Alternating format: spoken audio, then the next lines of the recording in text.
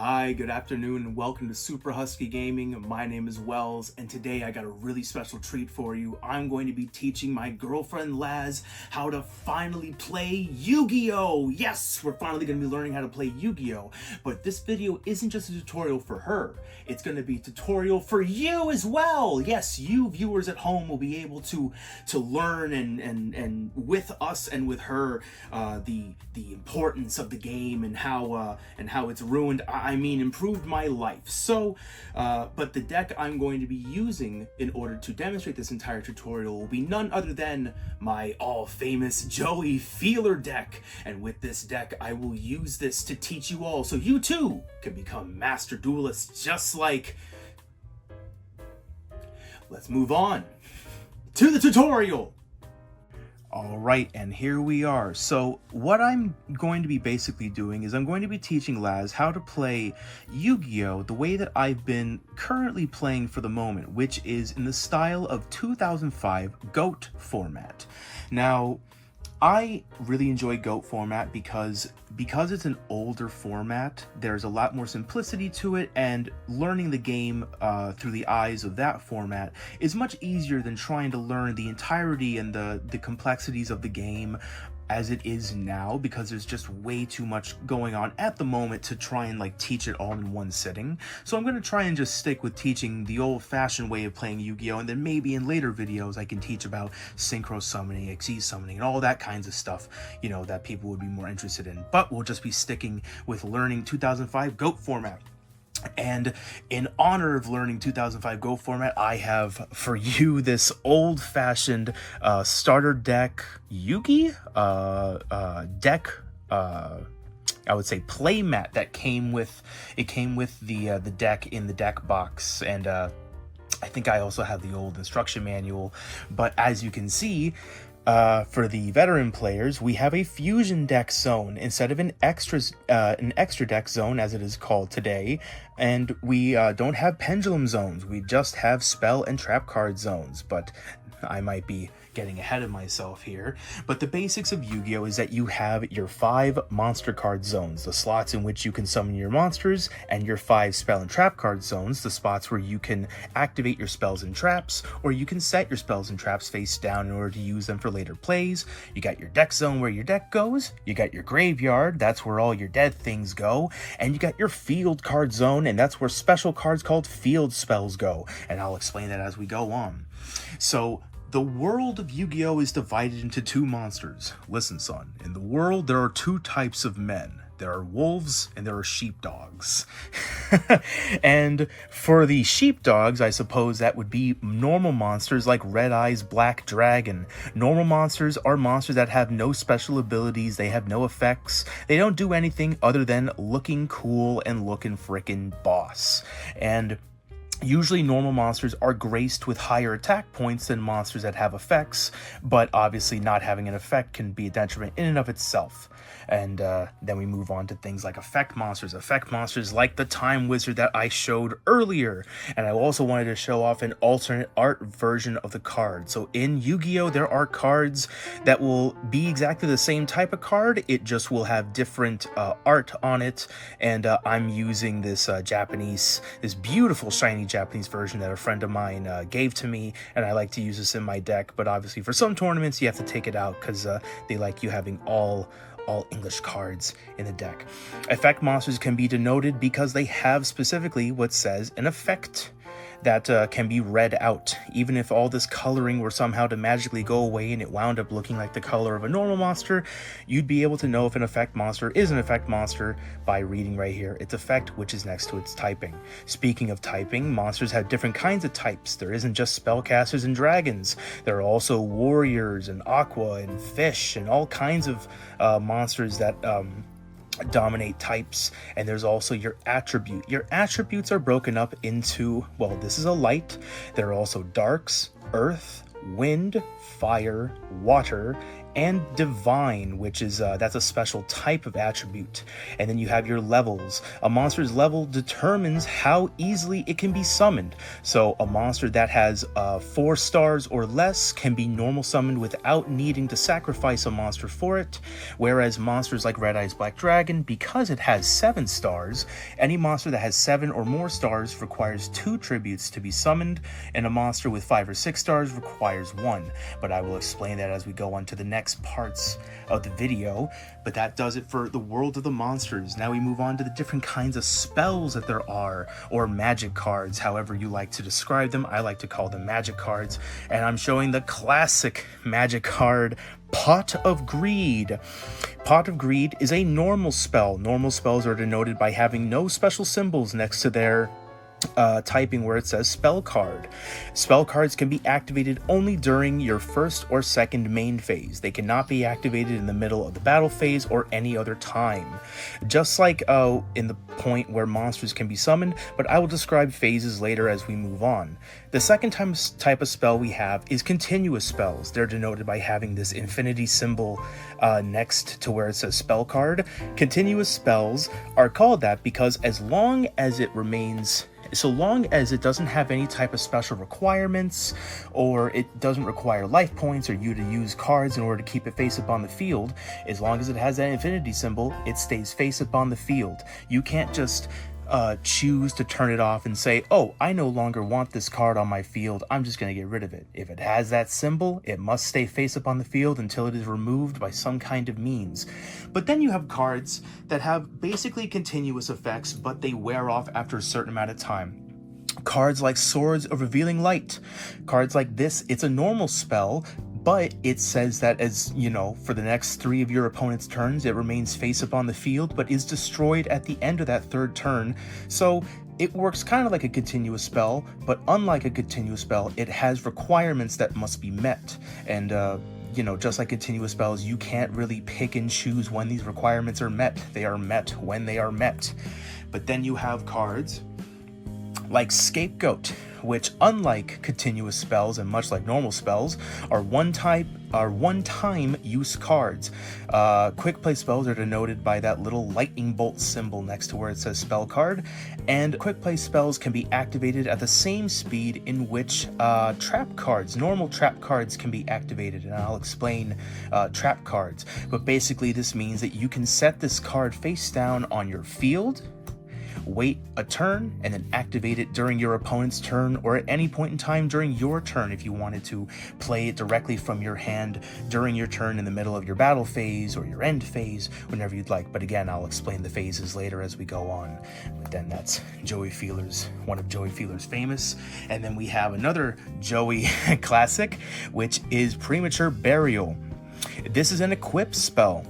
Equip spells are denoted by this little plus symbol next to where it says magic card. Some cards in Yu-Gi-Oh! Are called magic cards, other are called spell cards.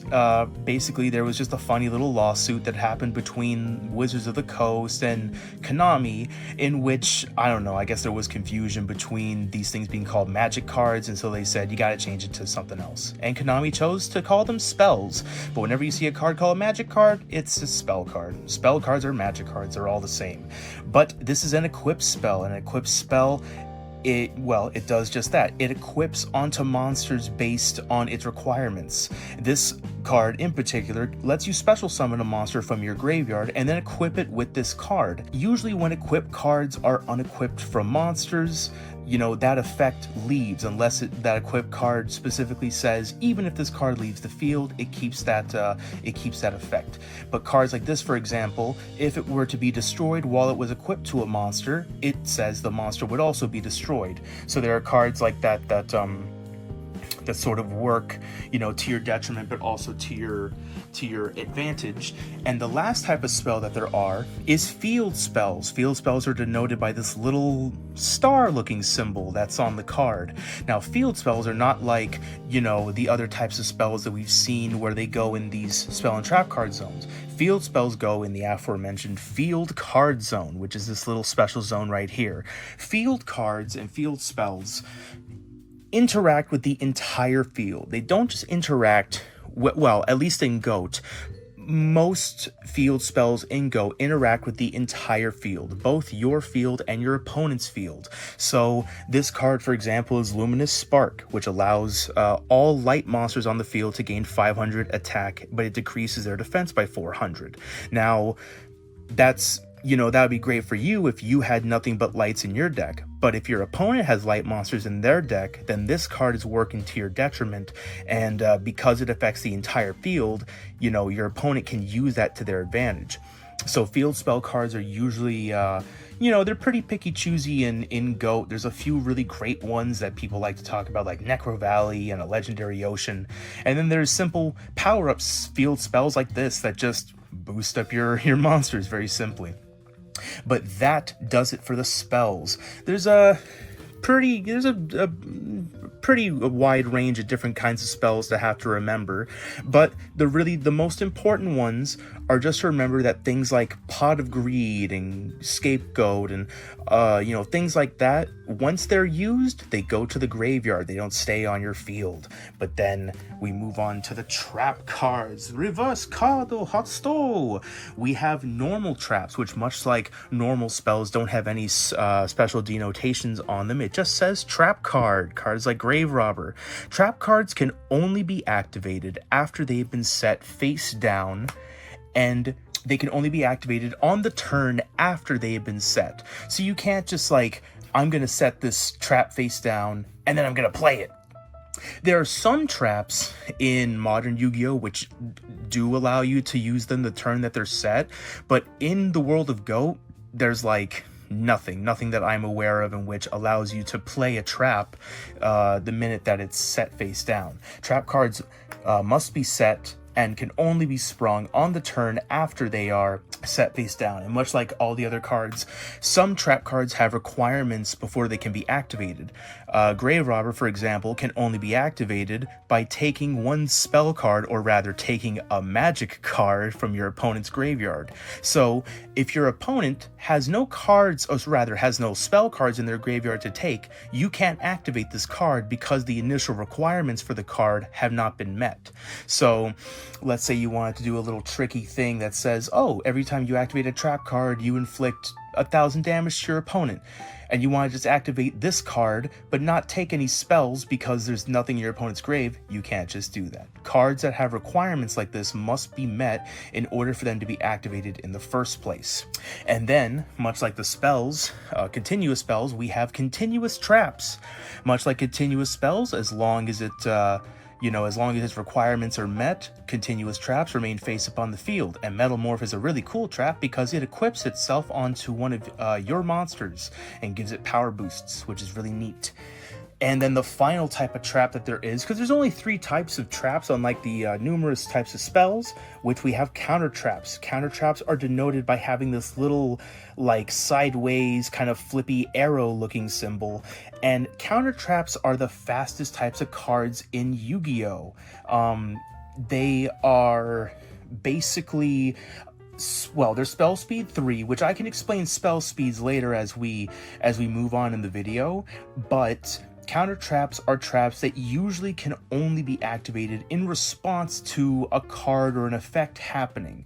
So, for example, 7 Tools of the Bandit is a trap card, a counter trap card, that can only be activated when your opponent activates a trap, or rather when a trap is activated. You pay 1,000 life points to negate it and destroy it. So, this is a card that works in reaction to an opponent themselves using a trap card, which is really, really good. And but that pretty much does it for all the different types of cards. Well, I guess I could move on to the different types of the fusion monsters, but I'll show off the fusion monsters in a different zone, in a different time. But basically, the fusion monsters go face down in your fusion deck zone, which is placed here. So if you were to have fusion monsters in your fusion deck, you would place them there. They do not go in your main deck. But now we will move on to the next parts of the video where I'm going to pretty much describe a turn in the game of Yu-Gi-Oh! Alright, and now we have here the deck with a little test hand. What I thought would be nice for us to do is to try out and just show an average turn in what a game of GOAT Yu-Gi-Oh! Would sort of look like, and a game of GOAT with the Joey Feeler deck especially. And so we're just going to simulate a couple of test turns in which, let's imagine that my opponent is just using a copy of the deck that we're using, so we're not going to get too overwhelmed. But I just wanted to show basically what the deck can do and what the abilities of the deck. So first things first, I suppose I should explain how a game of Yu-Gi-Oh! Begins. So a game of Yu-Gi-Oh! Begins with the two players deciding which of the two goes first. Let's say that my opponent has been oh so gracious to just say that I get to go first, and that, you know, they just want me to go first and have a lot of fun. So what we do is that we start off by shuffling the deck. Just give it a good little shuffle, and then you hand it off to your opponent in order for them to cut it. There's a famous rule in card sharks. A famous rule amongst card sharks. Always trust your opponent, but only after when you've cut their deck. And since the deck has been cut and shuffled, I now put it here in the deck zone. And then we will draw. So let's just imagine for the sake of argument that this will be the top cards in my deck. When a game starts, both players simultaneously will draw 5 cards from the top of their deck for their starting hands. Unlike Magic the Gathering, these cards cannot be mulliganed. This hand must be kept no matter what. So unless you make a fun little house rule, you don't get any of that. You're stuck with the hand that you're stuck with. And since we both start off with 5, that's a pretty decent number. And what makes GOAT format so incredible and so likable is that the turn player, the person who goes first, is allowed to draw a 6th card for their turn. So you get to take this card and you get to take it and you get to put it on into your hand. And you get to start off with 6 instead of 5 like you would in the new games. And so you now move from your draw phase. So a turn is broken up into different phases. The first phase of a turn is the draw phase. That's when the turn player draws a card. And then you move into the standby phase. The standby phase is the phase in which certain cards and effects need to resolve their effects or resolve their costs. There are certain cards that are similar to cards like Swords of Revealing Light, which their effects need to sort of recycle, or they need to pay for something in the standby phase. And then you move on to main phase 1. Main phase 1, your main phases are where you normal summon, special summon monsters, where you place your spell and trap cards face down on the field, and where you prepare for your battle phase. So in your first main phase, we have a pretty decent opening hand. It's actually very, very nice because we have a couple of plays that we can do. So the first thing we can do is that we can activate this normal spell card, Graceful Charity. Unlike Magic the Gathering, there's no mana or energy or anything that cards cost to do. If a card has a cost for its activation, the card itself will tell you what the cost is. So, for example, this is not necessarily a cost, this is an effect, but Graceful Charity allows us to draw 3 cards, but we must then discard 2 cards after. So, before the spell card goes to the graveyard, we must resolve its effect. So we get to draw 3 new cards. We get Injection Fairy Lily, we get Question, and we also get Magician of Faith. So these are really nice cards, and what's good about this hand is that because we have so many cards to choose from, the choice itself will not be too entirely difficult to make. So I believe that for the 2 cards we should discard, the cards could be our Jinzo, because he's level 6 and cannot be summoned this turn, and maybe our Sandgan, because he too will not do us much for this turn, and they both go to the graveyard. Whenever a card or an effect has something that says discard something, even if it doesn't say discard to the graveyard, it just says discard a card, like this for example, draw 3 cards and discard 2 cards. Anytime something says discard, they go to the graveyard. graveyard. So these two will be going to the grave, and Graceful Charity, because it has successfully resolved, will also could go to the grave with it. But that's not the end of our turn. So spell cards, you can activate as many spell cards as you want in a turn, so long as you have spell cards to activate. So I have, for example, this question spell, which I could use it right now, but it's a spell that's better used later on in the game when my opponent's memory is more shot, and I can kind of take advantage of that. But what we can do is that we can take this Magician of Faith monster. So Magician of Faith is a special kind of monster because next to where it says effect, it says flip.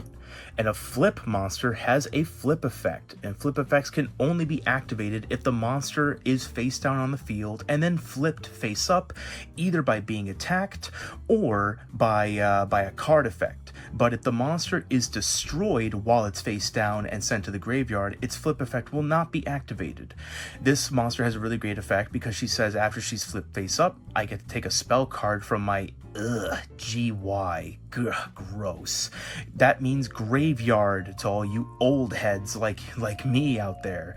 It allows me to take a spell card from my graveyard and add it to my hand.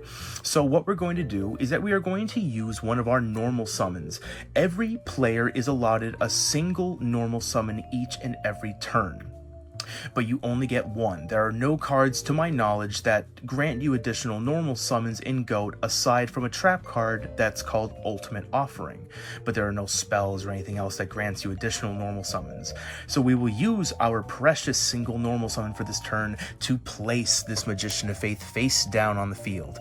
It does not matter which zone you choose to put your monster in. The opponent's monster, when they declare an attack, they must declare attacks on monsters that are on the field. So even if your opponent had a monster, let's say in this column, it's not like they get to attack directly at your life points. They must strike at the monster or any monsters that are present on the field, unless that monster has an ability that specifically says it cannot be targeted for an attack, but does not stop direct attacks from your opponent. And to top off this turn, I personally believe that we can end by setting our Call of the Haunted trap card. This is a powerful trap that, after being activated, lets us special summon a monster from the graveyard. And I will explain special summons, but first I will set this face down, end my turn.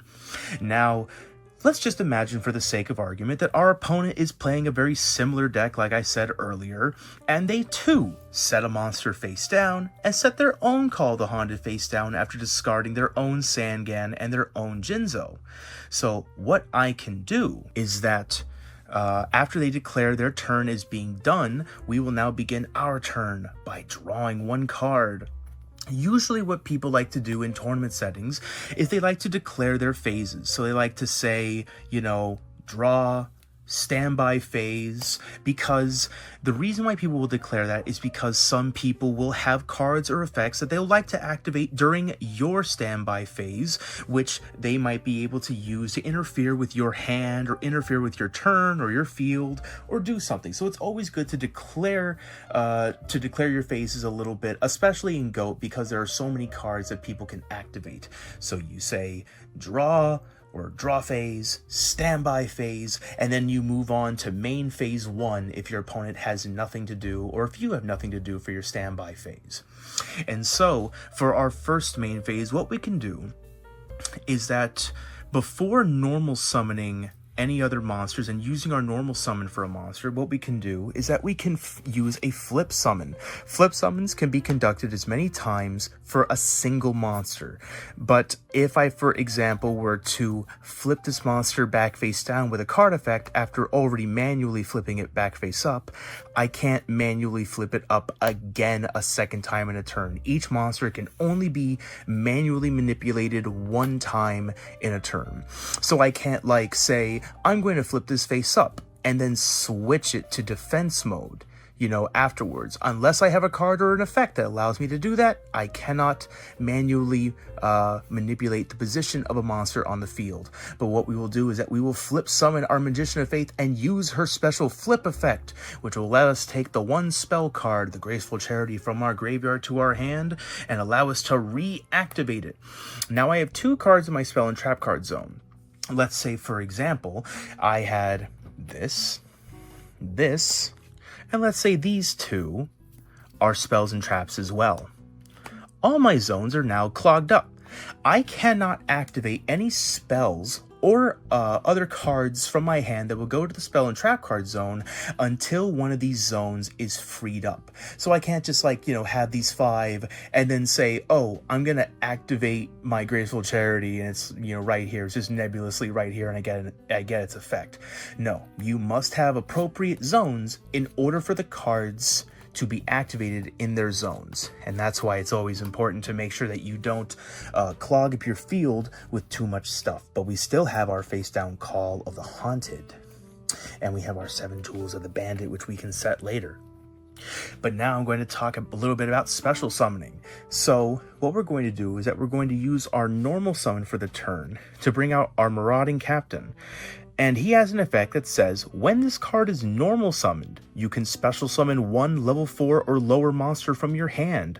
So by using our normal summon on him and declaring his effect as being activated, I can now special summon a monster from my hand that has 4 stars or less on it. And so I'm going to special summon my Gearfried the Iron Knight. Special summons can be conducted as many times in a turn as you want, so long as you have the means to conduct those special summons. So let's say, for example, I had, I don't know, another Marauding Captain and another card that let me normal summon another Marauding Captain so I could special summon another monster.